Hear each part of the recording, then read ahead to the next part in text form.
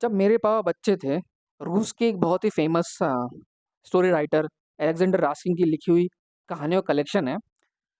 ये उन्होंने अपनी बेटी साशा को उसके बचपन में बीमारी के समय लिखा था। और इस कलेक्शन में वो अलेक्जेंडर रास्किन अपनी बचपन की बातें बताते हैं अपनी बेटी को, ताकि जो उनकी बेटी है वो अपनी बीमारी का जो दर्द है उसको भुला करके हंसी खुशी आगे बढ़ सके। और 70 साल बीत जाने के बाद भी ये कहानियाँ आज भी बहुत इंटरेस्टिंग है और हम सभी को अपने बचपन की याद दिलाते हैं। तो देखिए आज कौन सी कहानी पढ़ते हैं, आइए चलते हैं।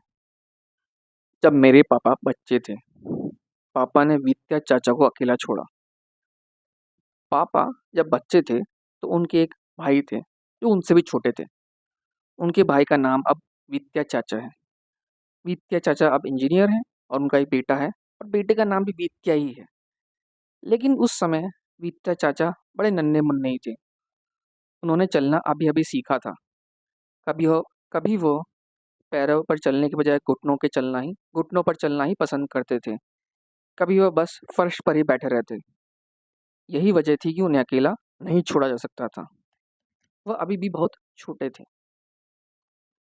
वित्या चाचा अभी बहुत छोटे थे और उन्हें अकेला नहीं छोड़ा जा सकता था। एक दिन पापा और वित्या चाचा घर के बाहर खुले मैदान में खेल रहे थे।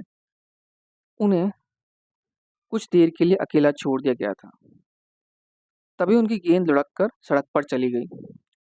पापा उसके पीछे भागे और पापा के पीछे पीछे वित्या चाचा भी घुटनों के बल चल पड़े। उनका घर पहाड़ी पर था। गेंद ढाल पर लुढ़कने लगी। पापा उसके पीछे लपके, वित्या चाचा भी पापा के पीछे पीछे लुढ़कने लगे। पहाड़ी के नीचे एक सड़क थी। वहीं जाकर गेंद रुक गई और आखिर वहीं पापा ने जाकर उसे पकड़ा। और आखिर वहीं जाकर वित्या चाचा ने भी पापा को पकड़ा। गेंद जरा भी नहीं थकी थी, चाहे तीनों में वो सबसे छोटी थी। पापा कुछ थक गए थे, लेकिन वित्या चाचा तो बस बेदम हो गए थे एकदम। आखिर उन्होंने चलना अभी अभी तो सीखा था, इसलिए वह सड़क के बीचों बीच बैठ गए। दूर एक बादल उठा धुएं का। दूर एक धुएं का बादल उठा। कई लोगों के गले से निकले गीत की आवाज आई और उसके बाद घोड़ों पर सवार कई लोग नजर आए। वह सब दौड़ते हुए सड़क पर आ रहे थे। ये बहुत पहले की बात है, जब रूस में लड़ाई चल रही थी और ये लड़ाई के फौरन बाद की बात है।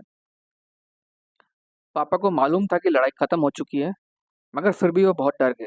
उन्होंने गेंद को पटका। उन्होंने गेंद को वहीं फेंका, वित्या चाचा को वहीं बीच सड़क में छोड़ा और सीधे घर की तरफ भागे।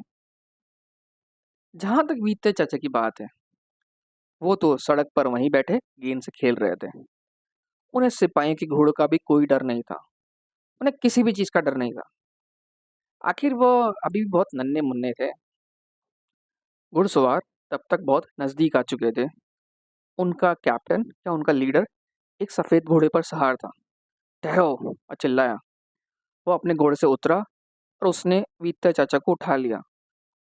उसने उसने वित्ता चाचा को हवा में उछाला, फिर लपक लिया और हंस पड़ा। कहो बरखुरदार, क्या हाल है? उसने वित्ता चाचा से पूछा। वित्ता चाचा खिलकर हंसे और उसे अपनी गेंद देने लगे। इस बीच दादी, दादा और पापा सबके सब पहाड़ी पर से दौड़े चले आ रहे थे। दादी चिल्ला रही थी, मेरा मुन्ना कहाँ है, मेरा मुन्ना कहाँ है? दादा चिल्ला रहे थे, चिल्लाओ मत, चिल्लाओ मत। और पापा जोरों से रो रहे थे। ये रहा आपका बच्चा, बड़ा शानदार छोकरा है। इसे घोड़ों तक का डर नहीं। नायक ने या कैप्टन ने और लीडर ने वित्तीय चाचा को फिर हवा में उछाला और उन्हें दादी के हवाले कर दिया। गेंद उसने दादा को दे दी। फिर उसने पापा की तरफ देखा और कहा, गरुण हिरण से भी तेज भागा।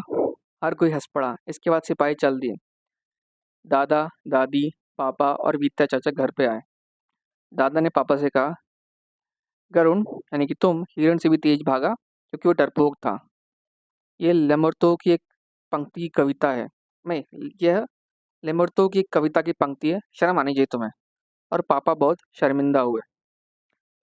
जब वह बड़े हुए तो उन्होंने लेमर्तो की सभी कविताएं पढ़ी और इस एक पंक्ति को पढ़ते समय उन्हें हमेशा शर्म आती थी। उम्मीद है कि आपको ये कहानी पसंद आई होगी। आपकी फीडबैक का मुझे इंतज़ार रहेगा। और अगर आपको लगता है कि किसी और इंसान को इस कहानी से वैल्यू मिलती है, तो कृपया इस लिंक को उसके साथ ज़रूर शेयर कीजिए।